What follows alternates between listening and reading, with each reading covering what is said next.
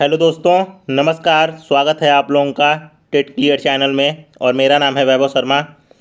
तो चलिए दोस्तों, आज हम लोग करेंगे जीएस पॉइंटर को, जो कि भूगोल का है।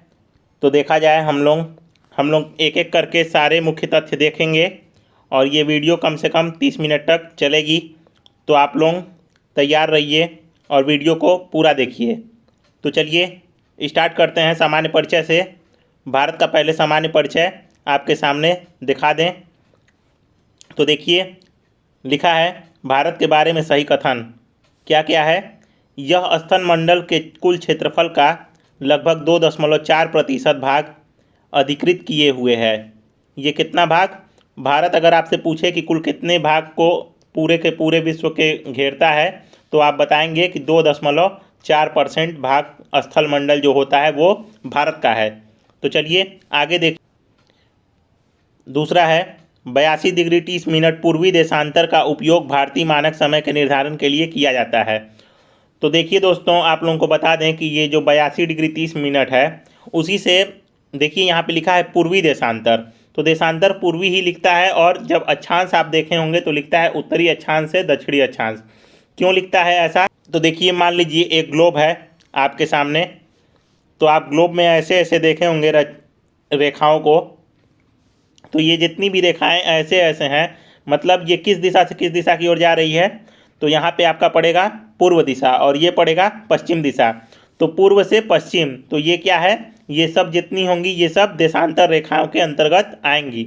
और जो रेखाएं अगर आपके सामने ऐसे ऐसे ग्लोब पे देखने को मिले, तो इसका मतलब है उत्तर से दक्षिण, तो ये क्या रहेंगी, अक्षांश रेखाएं रहेंगी। तो चलिए आगे बढ़ते हैं।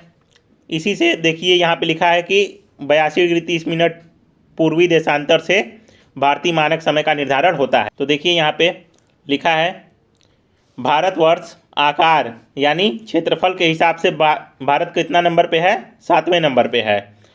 तो मतलब भारत क्षेत्रफल के हिसाब से अगर आपसे पूछे कितने नंबर पे है, तो आप बताएंगे 7वें स्थान पे है। और आगे चलिए देखिए, लिखा है भारत का क्षेत्रफल संसार के क्षेत्रफल का 2.4% है। ये ऊपर अभी तथ्य बताए हैं। लिखा है परंतु इसकी जनसंख्या 17.5% है, जनगणना 2011 के अनुसार। तो आप लोगों को बता दें दोस्तों, इस समय भारत की जनसंख्या लगभग 2021 में अगर आप लाइव देखें तो इस समय कुल मिला के कितनी जनसंख्या हो गई है, कुल मिला के इस समय 138 करोड़ के पास जनसंख्या भारत की हो गई है। कितनी? 138 करोड़ के पास भारत की इस समय जनसंख्या हो चुकी है। तो चलिए आगे बढ़ते हैं, देखते हैं। देखिए लिखा है भारतवर्ष में गांवों की संख्या कितनी है? लगभग 6,40,930। ये क्या है? गांवों की संख्या है, जनगणना 2011 के अनुसार। इसके बाद देखिए, इसके बाद क्या है, अक्षांशीय विस्तार हम लोग देख लेते हैं कितना है। तो देखिए अक्षांशीय विस्तार लिखा है भारत विस्तृत है 8 डिग्री 4 मिनट उत्तर से 37 डिग्री 6 मिनट उत्तरी अक्षांश तथा 68 डिग्री 7 मिनट पूर्व से 97 डिग्री 25 मिनट पूर्वी देशांतर के मध्य भारत स्थित है। ये तो आप लोगों को एकदम याद रहना चाहिए, क्योंकि ये एग्जाम में हमेशा पूछ देता है कि भारत कितनी डिग्री अक्षांश पे स्थित है और कितनी डिग्री देशांतर पर स्थित है। तो अक्षांश पूछेगा तो आप बताएंगे 8 डिग्री 4 मिनट उत्तरी अक्षांश से लेके 37 डिग्री 6 मिनट आपका उत्तरी अक्षांश पे भारत स्थित है।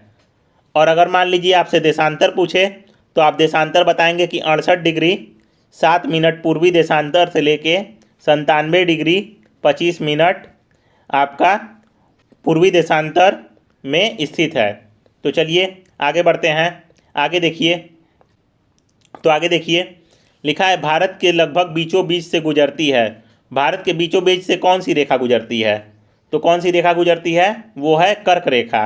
कर्क रेखा भारत के बीचों बीच से गुजरती है। इसके बाद देखिए क्या लिखा है, लिखा है सिक्किम से गुजरने वाली अक्षांश रेखा गुजरती है। कहाँ से? तो वो गुजरती है राजस्थान से। इसके बाद देखिए लिखा है जिस जिले में 70 डिग्री पूर्वी देशांतर रेखा गुजरती है। कौन से जिले में 70 डिग्री पूर्वी देशांतर रेखा गुजरती है? तो वो है जैसलमेर। जैसलमेर कहाँ पड़ता है? राजस्थान में पड़ता है। इसके बाद देखिए तो देखिए दोस्तों क्या लिखा है कर्क रेखा इन राज्यों से गुजरती है। कर्क रेखा देखिए 8 राज्यों से गुजरती है। कौन कौन है? गुजरात है, राजस्थान है, मध्य प्रदेश है, झारखंड है, छत्तीसगढ़ है, पश्चिम बंगाल, त्रिपुरा और मिजोरम। आप लोगों ने शुरू से एक ट्रिक पढ़ा होगा, देखा होगा आप लोगों ने, बार बार लिखा रहता है मित्र पर गमछा झार। इससे याद करते हैं लोग।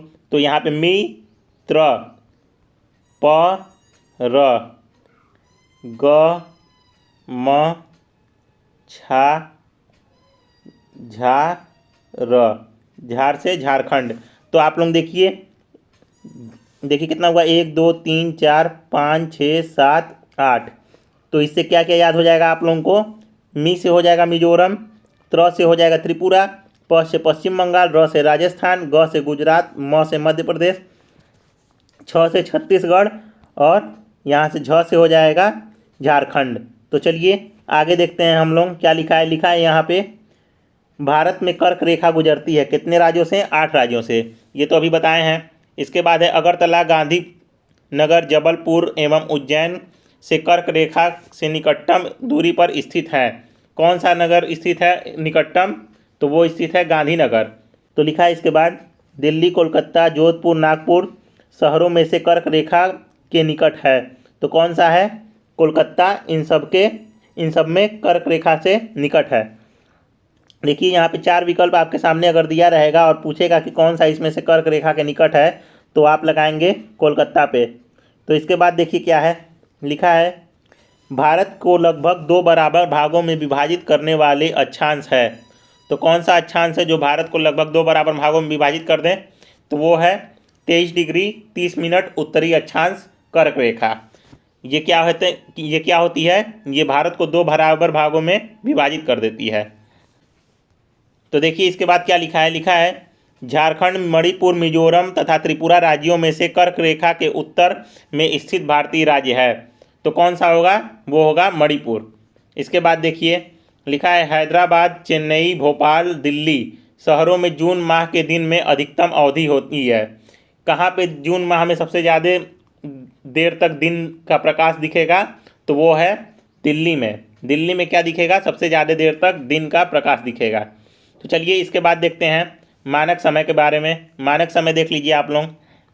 लिखा है जब भारतीय मानक समय यामियोत्तर पर अर्धरात्रि है, एक स्थान पर सुबह के 6 बजता है, उस अवधि पर उस स्थान की अवस्थिति जिस यामियोत्तर पर है वह होगी। तो ये देखिए क्या है, ये एक प्रकार का प्रश्न दिया है। तो इसमें पूछ रहा है कि अगर यदि भारत में 6 बज रहा हो तो वो उस समय यामियोत्तर पर कौन सी दिशा प्रदर्शित करेगी और वो कितने डिग्री देशांतर पर होगी? तो वो क्या है?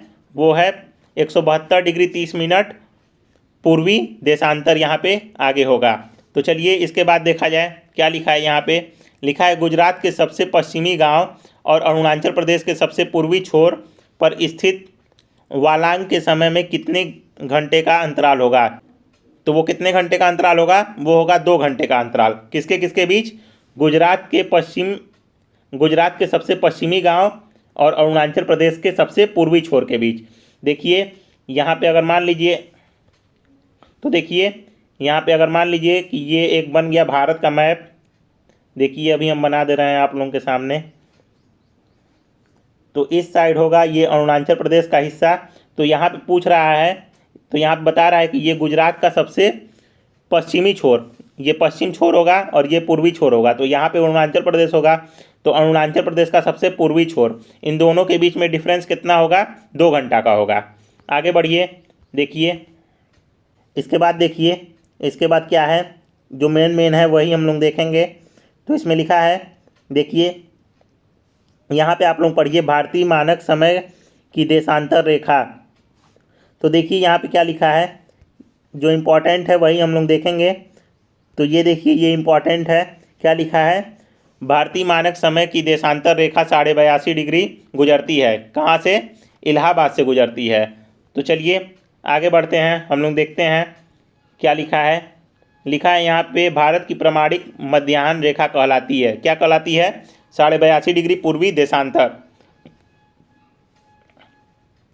इसके बाद देखिए भारतीय मानक समय IST मतलब इंडियन स्टैंडर्ड टाइम एवं ग्रीनविच मीन टाइम में अंतर पाया जाता है। कितना?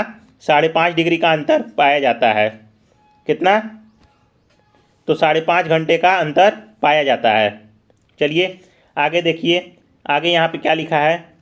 लिखा है, देखिए लिखा है, यदि अरुणाचल प्रदेश में सूर्य 5 बजे उगे तो गुजरात में कांडला में सूर्योदय होगा। तो आप लोगों को अभी बताएं कि 2 घंटे का अंतराल होगा, इसका मतलब 5 से 7 बजे वहाँ पे उगेगा। कहाँ पे? गुजरात में।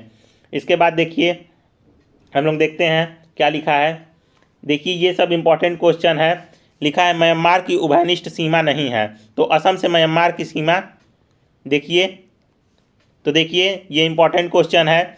आप लोगों को विकल्प में दे सकता है कि म्यांमार की सीमा किससे नहीं लगती है, तो वो है असम राज्य। असम से म्यांमार की सीमा नहीं लगती है। इसके बाद देखिए पाकिस्तान से सीमा बनाने वाले भारतीय राज्य कौन कौन से हैं, तो वो कौन कौन से हैं। ये देखिए पंजाब है, जम्मू कश्मीर है, राजस्थान है और गुजरात है। ये सब पाकिस्तान से भारतीय राज्य हैं जो सटे हुए हैं। इसके बाद देखिए क्या लिखा है यहाँ पे। लिखा है, इसके बाद देखिए क्या लिखा है। लिखा है नेपाल का पड़ोसी राज्य है। नेपाल का पड़ोसी राज्य कौन सा है, तो वो है उत्तराखंड, उत्तर प्रदेश, बिहार, पश्चिम बंगाल एवं सिक्किम। अब आपसे विकल्प में दे के पूछ सकता है, 4 ठो विकल्प दे देगा, अभी आपको लिख देगा यहीं पे। एक मध्य प्रदेश दे देगा, उत्तर प्रदेश, बिहार और पश्चिम बंगाल। पूछ देगा कौन सा नेपाल का पड़ोसी राज्य नहीं है, तो आप मध्य प्रदेश पे टिक लगा देंगे। तो चलिए आगे बढ़ते हैं। देखिए क्या लिखा है, भारत का सबसे लंबा स्थलीय सीमा है। भारत की सबसे लंबी स्थलीय सीमा कौन सी है, वो है बांग्लादेश। बांग्लादेश में सबसे लंबी स्थलीय सीमा है। इसके बाद देखिए लिखा है असम, नागालैंड, मेघालय, मिजोरम राज्यों में बांग्लादेश से अपनी सीमा नहीं लगाता है। वो कौन सा भारतीय राज्य है। देखिए 4 विकल्प हैं, कौन कौन से। असम है, नागालैंड है, मेघालय है और मिजोरम। इनमें से कौन सा बांग्लादेश से नहीं मिलता है, तो नागालैंड बांग्लादेश से नहीं मिलेगा। कौन सा? नागालैंड। तो चलिए आगे बढ़ते हैं, देखते हैं इसके बाद क्या है। देखिए लिखा है भारत और पाकिस्तान के बीच की सीमा निर्धारित करती है रेड क्लिफ रेखा। ये तो आप लोगों को पता होगा। इसके बाद है डूरंड रेखा, किसके किसके बीच में करती है, भारत और अफगानिस्तान के बीच में। भारत और पाकिस्तान के मध्य में सीमा रेखा का एक उदाहरण है, कौन सा? परवर्ती सीमा का उदाहरण है भारत और पाकिस्तान के मध्य एक सीमा रेखा। तो इसके बाद देखिए, इसके बाद है भारत और चीन की उत्तर पूर्व सीमा का सीमांकन करने वाली रेखा है। कौन सी रेखा? मैकमोहन, भारत और चीन के बीच। इसके बाद देखिए क्या लिखा है, भारत श्रीलंका से अलग होता है। किसके द्वारा? पाक जलडमरू मध्य द्वारा भारत श्रीलंका से अलग होता है। यहाँ पे पाक की स्पेलिंग PALK होता है, न कि यहाँ पे आप लोग सोचते होंगे PAK। ये पाकिस्तान वाला नहीं है, ये PALK है। तो चलिए आगे देखा जाए, आगे क्या है। नेपाल, भूटान एवं चीन की सीमाओं से मिलने वाला भारतीय राज्य है। कौन सा है? सिक्किम। सिक्किम इकलौता राज्य है जो नेपाल, भूटान और चीन तीनों की सीमाओं से मिलता है। इसके बाद देखिए नेक्स्ट, 3 तरफ से अंतर्राष्ट्रीय सीमाओं बांग्लादेश से घिरा भारतीय राज्य है। तो मतलब बांग्लादेश के तीनों तरफ कौन सा घिरा है? बांग्लादेश से घिरा है तीनों तरफ से त्रिपुरा राज्य। त्रिपुरा राज्य आपका बांग्लादेश से घिरा हुआ है। इसके बाद देखिए, तो चलिए नेक्स्ट देखते हैं। नेक्स्ट है दूरस्थ बिंदु। दूरस्थ बिंदु देख लीजिए आप लोग, ये हमेशा एग्जाम में आता है, तो आप लोग इसको अच्छे से याद कर लीजिए। भारत का सुदूरस्थ दक्षिणी बिंदु मतलब साउदर्न मोस्ट पॉइंट कौन सा है? इंदिरा पॉइंट, सबसे लास्ट में। तो चलिए आगे देखा जाए। इसके बाद है भारत का दक्षिणतम बिंदु स्थित है। यहाँ पे देखिए क्या लिखा है, यहाँ पे लिखा है भारत का सुदूरस्थ दक्षिण बिंदु और यहाँ पे लिखा है भारत का दक्षिणतम बिंदु, मतलब सबसे दक्षिण में भारत के कौन सा स्थित है, तो वो है बड़ा निकोबार, मतलब ग्रेट निकोबार। इसके बाद आगे देखते हैं। तो चलिए नेक्स्ट देखिए क्या लिखा है, भारत के राज्यों में सबसे पूर्वी और सबसे पश्चिमी राज्य इंकित करता है। कौन सा राज्य सबसे पूर्वी है, तो सबसे पूर्वी है अरुणाचल प्रदेश, सबसे इस साइड पड़ता है भारत में, और गुजरात सबसे इधर। ये जो शेर की मुख जैसी आकृति आप लोग देखते होंगे, ये गुजरात वाली आकृति पड़ती है सबसे पश्चिमी छोर पे। और जो आप लोग देखते होंगे ये वाला क्षेत्र, ये वाला भाग जो है यहाँ पे, ये वाला, ये क्या पड़ता है? अरुणाचल प्रदेश का भाग है ये पूरा क्षेत्र। तो ये कहाँ है? सबसे पूर्वी क्षेत्र में। तो चलिए आगे देखिए, लिखा है भारत का सुदूर पश्चिम का बिंदु है। कौन सा है? सुदूर पश्चिम का बिंदु 68 डिग्री 7 मिनट पूर्व गौरा माता, गुजरात में। गुजरात में गौरा माता पड़ता है, वह कितना डिग्री पे है? 68 डिग्री 7 मिनट पूर्व। तो चलिए आगे बढ़ते हैं, देख लेते हैं आगे क्या है। तो चलिए आगे देखिए, आगे क्या है? आगे है भौतिक विभाजन। भारत के प्राकृतिक प्रदेश, भारत के प्राकृतिक प्रदेश अब आप लोग देखिए। तो देखिए नेक्स्ट क्या है, नेक्स्ट क्या लिखा है? लिखा है भारत के उपबंध पूरा चुंबकीय परिणामों से संकेत मिलते हैं कि भारत भूतकाल में भारतीय स्थल पिंड सरका है। तो किधर की ओर सरका है? उत्तर की ओर। देखिए आप लोग, अगर आप लोगों ने ग्रेजुएशन में आप लोगों का भूगोल होगा तो आप लोगों ने एक पढ़ा होगा सिद्धांत, वो होता है वेगनर का महाद्वीपीय प्रवाह का सिद्धांत। तो उसमें बताया गया है कि जितनी भी चीज़ें हैं, जितने भी आप लोग देख रहे हैं स्थल खंड या फिर जल मंडल, तो वो सब कुछ न कुछ थोड़ी थोड़ी आपस में खिसकती रहती हैं। मतलब हमेशा आप लोग सुने होंगे कि स्थान में परिवर्तन होता रहता है। तो देखिए उस सिद्धांत के अनुसार आप लोगों ने सुना होगा कि इस समय हिमालय पर्वत की भी ऊंचाई बढ़ चुकी है। तो वो ऊंचाई कैसे बढ़ती है? अपने आप तो बढ़ेगी नहीं, या बर्फ़ पड़ पड़ के ऊंचाई तो बढ़ेगी। तो देखिए होता क्या है, देखिए यहाँ पे मान लीजिए एक हिमालय पर्वत है और यहाँ पे कुछ प्लेटें हैं। तो अगर ये प्लेट एक प्लेट अगर इस साइड से धक्का देगी तो ये यहाँ से थोड़ा सा खिसकेगा और ये यहाँ की लंबाई बढ़ा हुआ प्रदर्शित करेगा। इसी तरह आप लोगों को पता चलता है कि हिमालय पर्वत की भी लंबाई थोड़ी थोड़ी बढ़ रही है। तो चलिए आगे बढ़ते हैं। देखिए भारतीय उपमहाद्वीप मूलतः एक विशाल भूखंड का भाग था जिसे कहते हैं, क्या कहते हैं? गोंडवाना लैंड। गोंडवाना लैंड का भाग था भारतीय उपमहाद्वीप। तो चलिए आगे बढ़ते हैं, देखा जाए क्या लिखा है आगे। भारत विभाजित है, 4 प्राकृतिक प्रदेशों में भारत विभाजित है। इसके बाद देखिए लिखा है उत्तराखंड में पाताल तोड़ कुएँ पाए जाते हैं। कहाँ पे? तराई क्षेत्र में। तराई क्षेत्र में पाए जाते हैं पाताल तोड़ कुएँ। तो देखिए पाताल तोड़ कुएँ क्या होते हैं? तो जिन कुओं की गहराई बहुत ही ज़्यादा होती है वो क्या कहलाएंगे? पाताल तोड़ कुएँ कहलाएंगे। तो चलिए देखिए आगे, आगे है यदि हिमालय पर्वत श्रेणी नहीं होती तो भारत पर सर्वाधिक संभाव्य भौगोलिक प्रभाव होता। क्या होता? लिखा है देश के अधिकांश भाग में साइबेरिया से आने वाली शीतलहरों का अनुभव होता। सिंधु गंगा मैदान इतनी सुविस्तृत जलोढ़ मृदा से वंचित हो जाता और मानसून के प्रति वर्तमान प्रतिरूप से भिन्न होता। मतलब यदि अगर मान लीजिए आपके पास हिमालय पर्वत नहीं होता आपके बगल में, तो अगर उत्तर में हिमालय नहीं रहता तो क्या होता? जो साइबेरिया की ओर से हवा आएंगी वो सारी हवाएं ठंडी भारत में डायरेक्ट प्रवेश कर जाती और यहाँ पे लोगों का रहना भी मुश्किल हो जाता। तो चलिए आगे बढ़िए। तो चलिए आगे देखेंगे जो इम्पोर्टेंट है। देखिए यहाँ पे क्या लिखा है? लिखा है भारत के पश्चिम समुद्र तट का निर्माण हुआ। कैसे हुआ? भूमि के उत्थान एवं निर्गमन के कारण पश्चिमी समुद्र तट का निर्माण हुआ। तो चलिए आगे आइए, यहाँ पे देखिए। तो चलिए आगे बढ़िए, आगे देखते हैं हम लोग। ये आगे बढ़ते हैं हम लोग, देखते हैं भारत का पर्वतीय प्रदेश। तो देखिए भारत के पर्वतीय प्रदेश के बारे में देख लेते हैं। देखिए लिखा है हिमालय की रचना समांतर वलय श्रेणियों से हुई है जिसमें प्राचीनतम श्रेणी है। तो सबसे प्राचीनतम श्रेणी क्या है? बृहत हिमालय श्रेणी। भारत की जो हिमालय की रचना है उसमें सबसे प्राचीनतम है बृहत हिमालय श्रेणी। तो चलिए आगे देखा जाए, आगे क्या है? लिखा है उत्तर भारत में उप हिमालय क्षेत्र के सहारे फैले समतल मैदान को कहा जाता है। तो जो उप हिमालय के सहारे समतल क्षेत्र फैले हैं उसको क्या कहा जाता है? उसको कहा जाता है भाबर, भाबर का क्षेत्र। तो चलिए इसके बाद देखते हैं क्या लिखा है। इसके बाद है हिमालय का पर्वतीय पदी प्रदेश है। कौन सा है? तो वो है शिवालिक। शिवालिक श्रेणियाँ इसको कहा जाता है। तो चलिए आगे देखते हैं। लिखा है शिवालिक पहाड़ियाँ हिस्सा है। किसका है? तो हिमालय का हिस्सा है शिवालिक पहाड़ियाँ। इसके बाद देखिए क्या लिखा है? शिवालिक श्रेणियों का निर्माण हुआ। कब हुआ? सोनोजोइक युग में हुआ। सोनोजोइक युग में किसका हुआ? शिवालिक श्रेणियों का निर्माण हुआ। चलिए आगे देखा जाए। देखिए लिखा है शिवालिक श्रेणियों की ऊंचाई है, कितनी है? 850 से 1200 मीटर के मध्य शिवालिक श्रेणियों की ऊंचाई है। तो चलिए नेक्स्ट देखा जाए।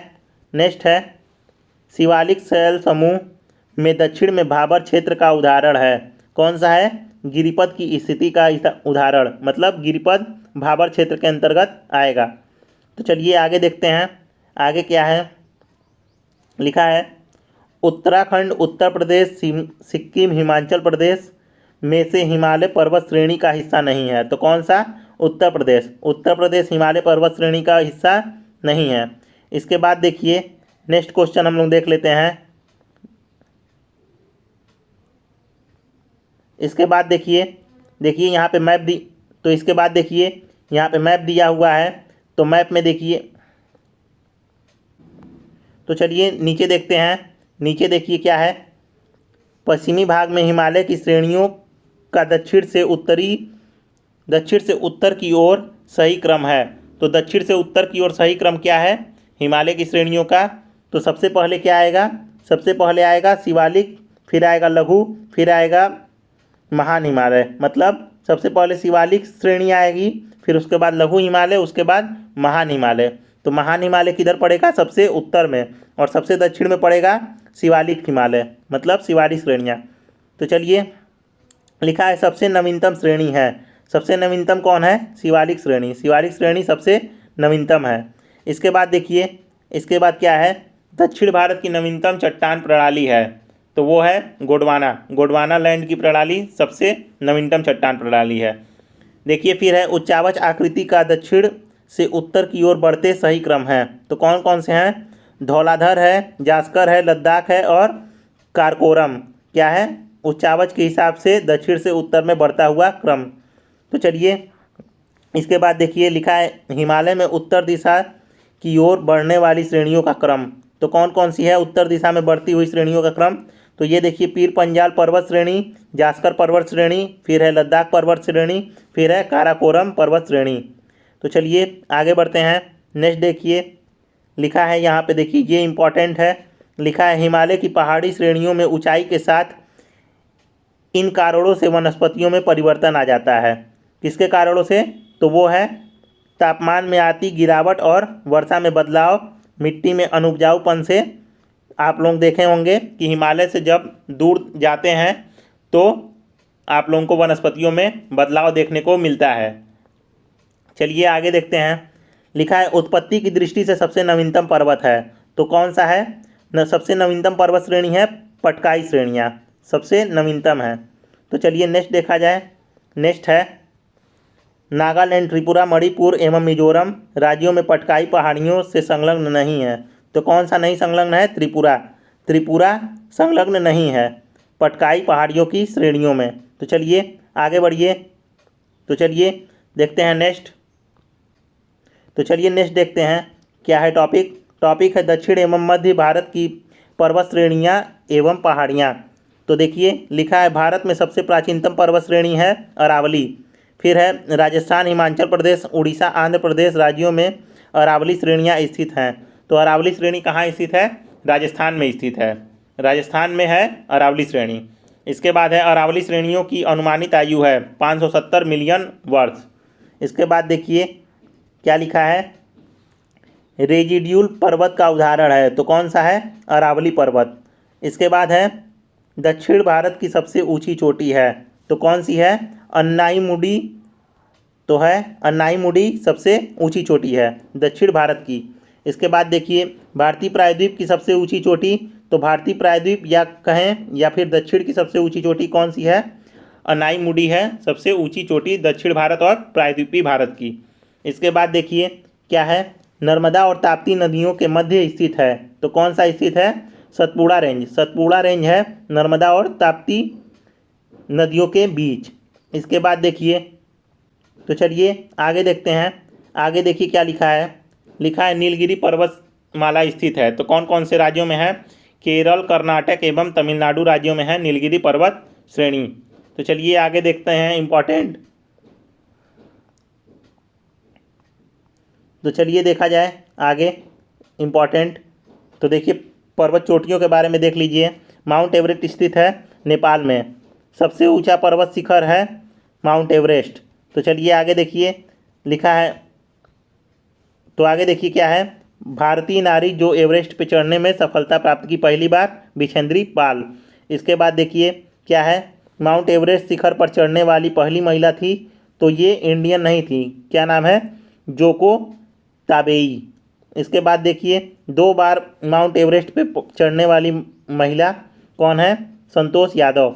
इसके बाद देखिए क्या है? एवरेस्ट पर चढ़ने वाली द्वितीय भारतीय महिला, तो संतोष यादव। सब सर्वोच्च चोटी कौन सी है भारत की? तो देखिए भारत की सर्वोच्च चोटी कौन सी है? भारत की सर्वोच्च चोटी है K2 गाडविन ऑस्टिन।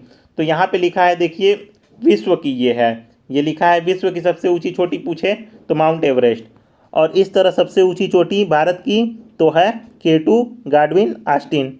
इसके बाद देखिए क्या है लिखा है यहाँ पे, देखिए क्या लिखा है? हिमालय की ऊंची चोटी कंचनजंगा स्थित है। कंचनजंगा कहाँ पे है? नेपाल और सिक्किम में स्थित है कंचनजंगा। नंदा देवी चोटी कहाँ है? गढ़वाल हिमालय में नंदा देवी है। तो चलिए आगे बढ़ते हैं, नेक्स्ट देखते हैं। तो चलिए नेक्स्ट देखते हैं। नेक्स्ट है घाटियाँ। घाटियाँ देख लें। कुल्लू घाटी जिन पर्वत के बीच स्थित है, तो कौन सी स्थित है? धौलाधर और पीर पंजाल के बीच स्थित है कुल्लू घाटी। इसके बाद देखिए, इसके बाद है नेलांग घाटी। नेलांग घाटी कहाँ स्थित है? उत्तराखंड में। उत्तराखंड में स्थित है नेलांग घाटी। तो इसके बाद देख लीजिए मुर्खा घाटी है जम्मू कश्मीर, जूकू है नागालैंड, सांगला है हिमाचल प्रदेश, युथांग है सिक्किम। तो चलिए नेक्स्ट देखते हैं। नेक्स्ट क्या है? नेक्स्ट है दर्रे। तो दर्रों के बारे में हम लोग देख लीजिए, जो इम्पोर्टेंट हैं वही देखेंगे। तो देखिए सेला दर्रा कहाँ है? तो वो है अरुणाचल प्रदेश। इसके बाद है पाल घाट स्थित है। तो पाल घाट कहाँ स्थित है? पाल घाट है नीलगिरी एवं अन्नामलाई पहाड़ियों के मध्य। इसके बाद है भोर घाट। भोर घाट कहाँ स्थित है? महाराष्ट्र में। फिर है लिपुलेख दर्रा। लिपुलेख दर्रा परीक्षा में बहुत पूछा जाता है, तो वो है उत्तराखंड में। फिर है लेह जाने का रास्ता है जोजिला दर्रा। जोजिला दर्रा से जाएंगे आप लोग लेह। इसके बाद है नाथुला दर्रा, कहाँ स्थित है? सिक्किम में। फिर चलिए आगे देखते हैं।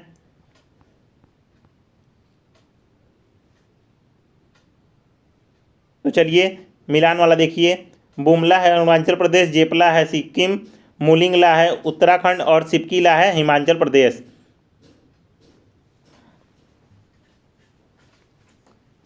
तो चलिए और देख लीजिए।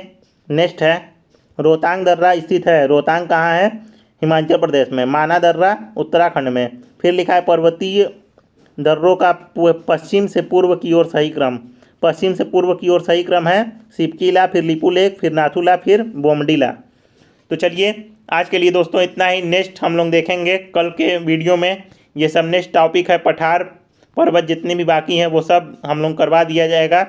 तो चलिए मिलते हैं नेक्स्ट वीडियो में। अगर आप लोगों को वीडियो पसंद आए तो चैनल को सब्सक्राइब जरूर करें और वीडियो को लाइक भी करें। मिलते हैं नेक्स्ट वीडियो में।